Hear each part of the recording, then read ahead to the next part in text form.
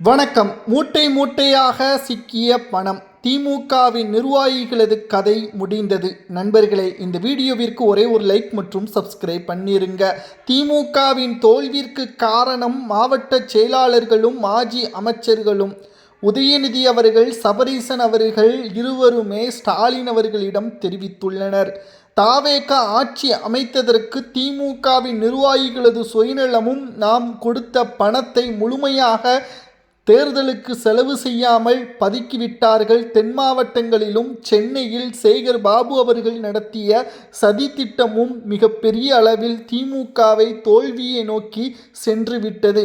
கட்சியில் அதிரடியான நடவடிக்கைகளை மேற்கொள்ள வேண்டும். கட்சியின் பணங்களை மீண்டும் நிர்வாகிகள் திருப்பி கொடுக்க வேண்டும். ஒவ்வொரு தொகுதிகளிலும் 250 கோடி முதல் 400 கோடி வரை செலவு செய்தார் ஸ்டாலின் அவர்கள். இரண்டாவது முறையாக கலைஞர் சாதிக்க முடியாததை ஸ்டாலின் சாதித்து விட்டார் என்பதை வரலாறு எழுத வேண்டும் என்பதுதான் துர்கா ஸ்டாலின் அவர்களது ஆசை. தனது மனைவியின் ஆசையை நிறைவேற்ற வேண்டும் என்பது ஸ்டாலின் அவர்களது முடிவாகவே இருந்தது.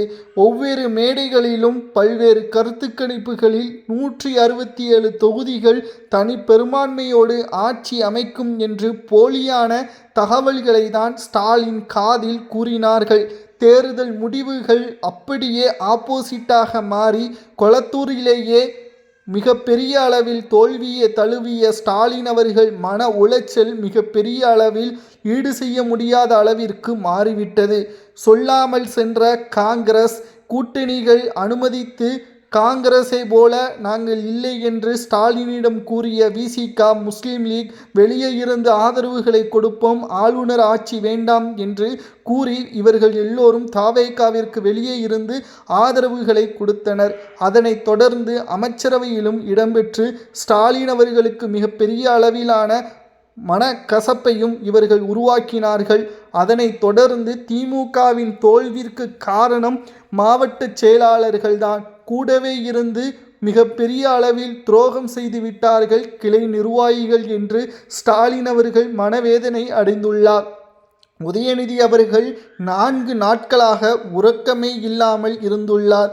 இதனால் அவருக்கு ஏற்பட்டுள்ள உடல்நிலைவால் வீட்டிலேயே மருத்துவரை வரவழைத்து சிகிச்சையும் செய்தார் உதயநிதி என்ற தகவலும் கிடைக்கப்பெற்றுள்ளது. சுமார் 250 கோடி ஒவ்வொரு தொகுதிகளிலும் பணப்பட்டுவாடா செய்த சபரீசன் அவர்கள் அந்த பணத்தை தற்பொழுது திருப்பி கேட்டுள்ளார்கள். ஏனென்றால் பணத்தை நீங்கள் முழுவதுமாக கட்சி பணிக்காக ஒவ்வொரு மாவட்ட செயலாளர்களும் செய்யவில்லை.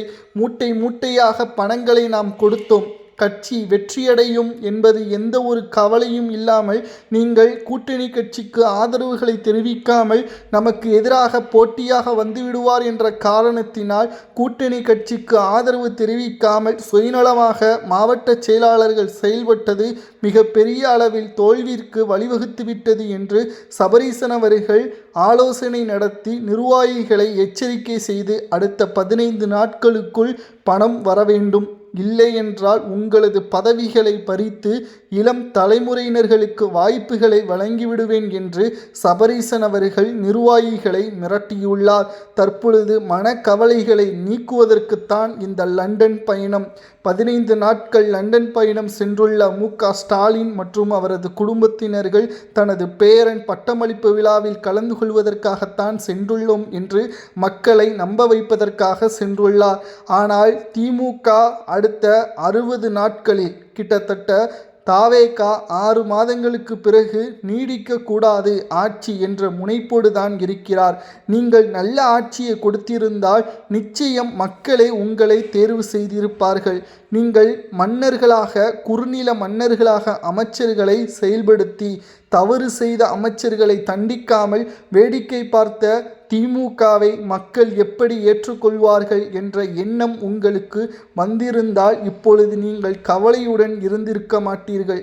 தேர்தல் ஆணையத்திடம் ஒட்டுமொத்தமாக என்னிடம் 10,000 ரூபாய் தான் இருக்கிறது என்று வேட்புமனுவின் பொழுது கூறியுள்ளீர்கள் மு.க. ஸ்டாலின் அவர்கள். இதை நம்ப முடிகிறதா? இப்பேற்பட்ட ஒரு மோசமான ஒரு தலைவரை தமிழகம் பார்த்திருக்காது. ஏனென்றால் ஒட்டுமொத்த குடும்பமே தமிழ்நாட்டில் முதலாவது இடத்தில்தான் இருக்கிறது. அதில் மாற்று கருத்தே கிடையாது. ஆனால் மக்களை ஏமாற்றுவதாக நினைத்துவிட்டு தற்பொழுது தோல்வி அடைந்த பிறகு தன்னிடம் 10,000 வைத்துக்கொண்டு லண்டனுக்கு எப்படி செல்ல முடியும்? எந்த ஒரு திமுகவின் நிர்வாகிகளும் இதை ஏற்றுக்கொள்வார்களா?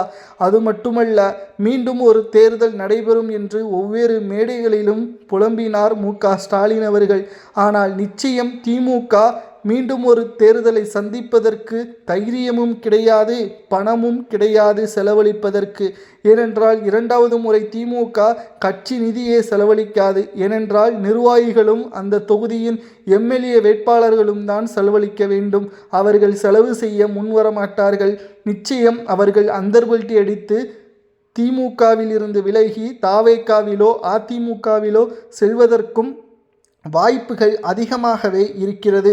திராவிட முன்னேற்ற கழகத்தின் தோல்விற்கு 36 கொண்ட குழுக்கள், உயர்மட்ட குழுக்கள் அறிக்கையை தயார் செய்தார்கள்.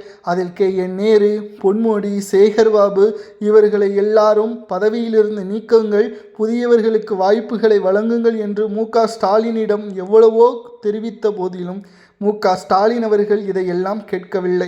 மூட்டை மூட்டையாக அவர்கள் கொள்ளையடித்த பணங்களை வைத்து அதை காப்பாற்ற வேண்டும் என்றால் பதவி முக்கியம் என்ற எண்ணத்தில்தான் இருக்கிறார்கள். தற்பொழுது வேலு வீட்டில் வந்த சோதனை நிச்சயம் சேகர்பாபுவின் வீட்டிற்கு வந்தால் அறநிலைத்துறையில், அதாவது ஊர் முதலை கொள்ளையடித்த நபர் யாருமே நிச்சயமாக நிம்மதியாக வாழ முடியாது.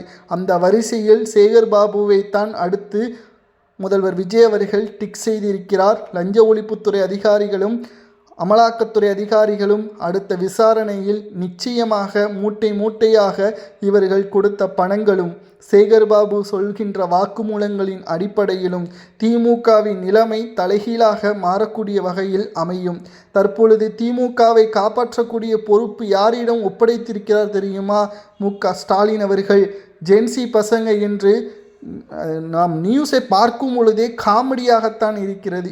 அண்ணா அவர்கள் உருவாக்கிய அந்த திமுக தற்பொழுது ஜல்லிக்கட்டு ஜூலியிடம் சிக்கி கொண்டுள்ளது. காப்பாற்றுவதற்கு மு.க.ஸ்டாலின் அவர்கள் செய்த தவறே இதுதான். சரியான நபர்களை நம்பாமல் தற்பொழுது திறமையில்லாத நபர்களிடம் திமுகவின் வளர்ச்சியை ஒப்படைத்திருப்பது வேடிக்கையாகத்தான் மாறியுள்ளது. எந்த ஒரு ஜென்சி பசங்களும் அரசியலை நேரடியாக நடத்த மாட்டார்கள் என்பதை ஸ்டாலின் அவர்கள் புரிந்து கொள்ள வேண்டும். தாவேகாவில் ஜென்சி பசங்க கிடையாது. அந்த 1.5 கோடி பேர்கள் மாற்றம் வேண்டும் என்று அரசியலுக்கு வெளியே இருந்துதான் ஆதரவுகளை கொடுத்துள்ளார்கள் என்பதை ஸ்டாலின் நம்ப வேண்டும். நண்பர்களே, இந்த டிஎம்கே ஜென்சி பசங்கள் பற்றியும் மூட்டை மூட்டையாக நிர்வாகிகள் பெற்ற பணத்தை பற்றியும் உங்களது கருத்துக்களை மறக்காம கமெண்ட் வாயிலாக கூறுங்கள். நாம் பதிலளிப்போம்.